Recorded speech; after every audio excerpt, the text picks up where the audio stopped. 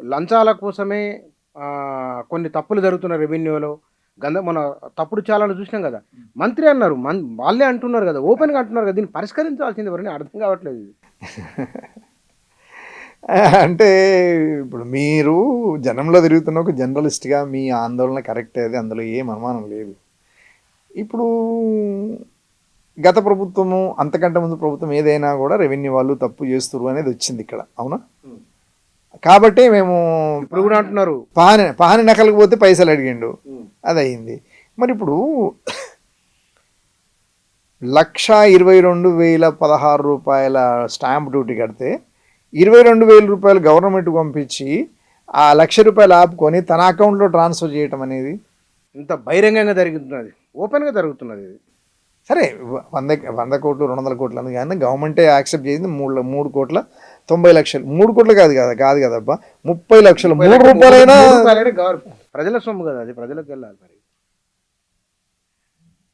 అంటే వీళ్ళు మనం ఒక మాట అనుకుందాం. రెవెన్యూ డిపార్ట్మెంట్‌లో సుదీర్ఘకాలం పనిచేసిన అనుభవం ఒకటున్నది మీకు. సమాజాన్ని పరిశీలన చేస్తున్నారు మీరు చాలా దగ్గర నుంచి. ఈ ప్రభుత్వము అంటే ఇవాళ ఉన్నవాళ్ళు అప్పుడు గత ప్రభుత్వాన్ని విపరీతంగా అన్నారు. అవినీతిమయమైపోయింది. దీన్ని ప్రక్షాళన చేస్తాం. మీరన్నారు ఆ మాట. నేను మర్చిపోయినా బంగాళాఖాతంలో అని. బంగాళాఖాతంలో కనీసం చెరువులో కూడా ఎయలేకపోతున్నారు. రీజన్ ఏమిటి? ఇక అందరూ వాళ్ళే. నేను నేనుంటే ఒక మాట, తను ఉంటే నేను మిమ్మల్ని ఎదుటి వ్యక్తిని ఈజీగా అనగలిగినంత ఈజీగా. ఇప్పుడు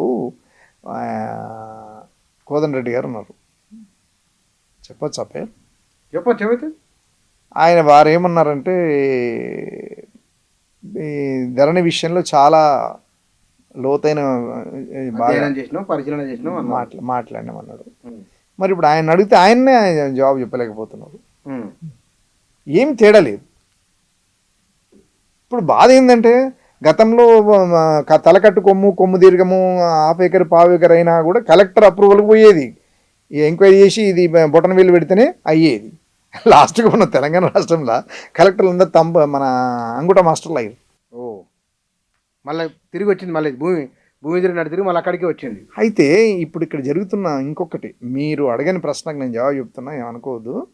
అయితే ఇక్కడ ఏమవుతుందంటే నిషేధిత భూముల జాబితాలో రికార్డ్ అయితే బాధితుడు వెళ్ళి సార్ నా భూమి నిషేధిత జాబితాలో లేదు అని చెప్పి అప్లికేషన్ పెట్టుకుంటే ఆయనకు సంబంధించినటువంటి దాని ఎంక్వైరీస్ అన్నీ కంప్లీట్ అయినాక కలెక్టర్ గారికి పంపిస్తే కలెక్టర్ గారి మీద వచ్చే ఒత్తిడిని బట్టి అది నిషేధ జాబితాలో ఉంది లేనిది రిజల్ట్ వస్తుంది. ఆ వచ్చే రిజల్ట్ ఎవరి పేరు మీద వస్తుంది? ఎంఆర్ఓ పేరు మీద వస్తుంది. మరి ఇట్లా అయితే అసలు ఎందుకు గుర్తించలేడు సార్ సమస్యను? ఇది ఎవరి కేంద్రంగా జరగాలి? లబ్ధిదారుని కేంద్రంగా జరగాలి. ఎవరైతే ఇప్పుడు చిన్న కూలీనాలు చేసుకునే వాళ్ళు సార్, వాళ్ళు ఒకరోజు వ్యవసాయ పని పోగొట్టుకొని ఒకరోజు కూలీంతో ఆపేసుకొని వస్తే వాళ్ళ జీవితం ఎంత టైం, డబ్బులు ఎంత నష్టపోతారు. వ్యక్తి కేంద్రంగా, సగటు మనిషి కేంద్రంగా ఎందుకు తయారు కావట్లేదు? అదని లోపం అమలు చేయడంలో ఉందా, చట్టంలో ఉందా? అమల్లో ఎక్కువ ఉంటుంది.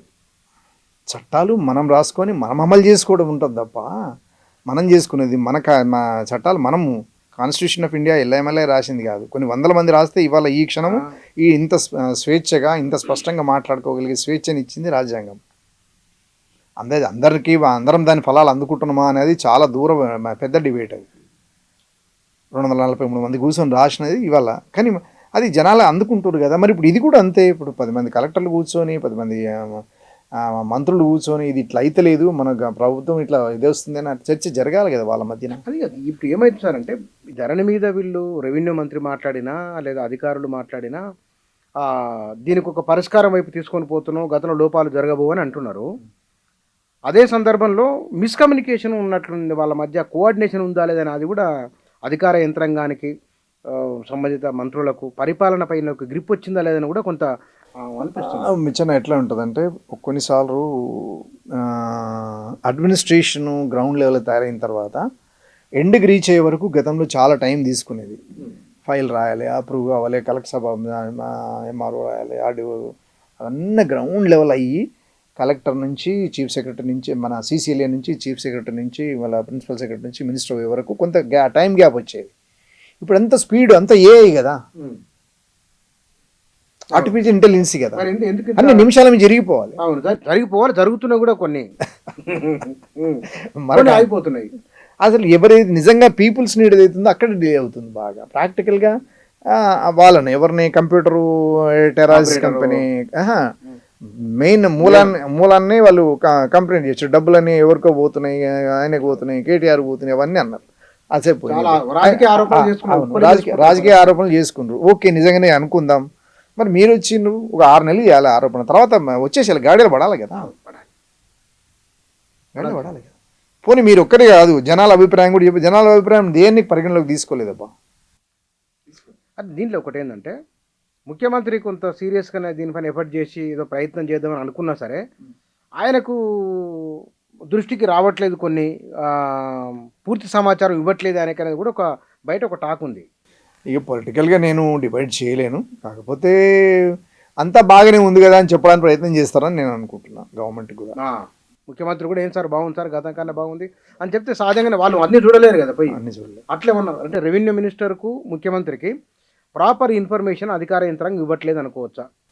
అనుకోవడానికి ఏమి అట్లా కూడా చెప్పలేము. ఆయన కూడా రోజు పేపర్ చదువుతారు కదా, ఆనరబుల్ సీఎం ఆయన చదవాలి, ఈయన చదవాలి, అందరూ చదువుతారు కదా. ఇప్పుడు ఇది వచ్చింది, దీని మీద కొంచెం చర్చ జరగాలి కదా. ఎక్కడో చిన్న గ్యాప్ ఉందని అనిపిస్తుంది నాకు కూడా, మీకు కూడా అనిపించింది, ఆయనకు అనిపించింది, అందరికి అనిపించింది. అసలు ఇదేంది, దీంట్లో ఇంటర్నల్గా పోవాలి కదా, పిలిపించి కూర్చుని మాట్లాడి ఇది డెసిషన్ మేకింగ్ గవర్నమెంట్ తీసుకోవాలి. రెవెన్యూ మినిస్టర్ గారు, సీఎం గారు వీళ్ళందరూ తీసుకొని సీసీఎల్కి చెప్పాలి, ఇట్లా అవుతుంది కదా, దీన్ని ఏమన్నా కూర్చొని ఒక సిబ్బందిని కూర్చోబెట్టి మాట్లాడి ఇట్లా చేయండి అని చెప్పగలగాలి. చెప్పి రిటర్న్గా ప్రాక్టికల్గా జరగాలి పని. ఇప్పుడు ఎన్టీ రామారావు ముఖ్యమంత్రి అయిన తర్వాత నా మొదటి సంతకము మద్య నిషేధం అన్నాడు, ₹2 కిలో బియ్యం అన్నాడు. అది జనంకి కింద అట్టడుగు స్థాయి వెళ్ళిపోయింది. అది ఆ రోజుల్లో మళ్ళీ అది కూడా 30 ఏళ్ల కింద అది రాజశేఖర రెడ్డి ఫ్రీ కరెంట్ అన్నాడు కదా, అదే సంతకం పెట్టింది వెంటనే. మరి వాళ్ళు ఎందుకు కావట్లేదు అనేది ప్రాబ్లం. అది మరి వాళ్ళను ఎట్లందాం, ఏమనందాం, సీరియస్నెస్, ఇన్వాల్వ్మెంట్, సంకల్పం ఉండాలి. ఏదో జరుగుతూ ఉంది అని అన్నట్టుగా. భూమి ముఖ్యం. నేను నిన్న ఒక ఊరికి పోయినా, బాగా ఇంటీరియర్ పోయినా, నల్గొండ డిస్టిక్లో. నన్ను ఏదో సబ్జెక్ట్ మీద చిన్న మాట్లాడమన్నారు, స్టూడెంట్స్ మీద చిన్న మోటివేషన్ మీటింగ్ ఏదో మాట్లాడమని చెప్పిన. మీరు హైదరాబాద్లో చాలా అవకాశాలనే ప్రభుత్వాలు సాధించుకుంటూ అది చేసి కొన్ని ఎంఆర్ఓ ఆఫీస్లో ఏమవుతుందో చెప్పండి సార్ అంటే చెప్పిన.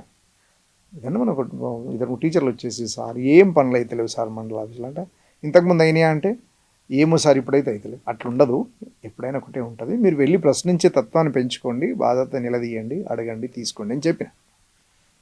వాళ్ళు ఆ మాత్రానికి హ్యాపీ ఫీల్ అయ్యారు. అంటే దాన్ని బట్టి అర్థం ఏమవుతుందంటే, ఒక రూరల్లో ఉండే ఒక స్కూల్ టీచర్ ప్రొఫెషనల్స్ కూడా టీచర్కి మేము ఆఫీస్కి వెళ్తే పనులు కావడం లేదు, ఏం చేయాలి సార్ అని అంటున్నారు. సార్ ఇప్పుడు దీనికి ఈ ధరణి లేదా ఇప్పుడు వీళ్ళు పెట్టిన భూభారతి ఈ భూభారతి ధరణి నిజంగానే తెలంగాణ రైతుల లేదా ఎంతో అంతో భూమి కొందము అమ్ముదము అనుకునే వాళ్ళ బాధలు తీరుస్తుందన్న సమీప భవిష్యత్తులో నమ్మకం ఉందా? నమ్మకం ఉంచుకోవచ్చా? ఇప్పుడు ధరణి నుంచి అదే కంటిన్యూ అవుతుంది, ఏం లేదు, ఏడున్నది అక్కడనే ఉంది, ఏడున్నది.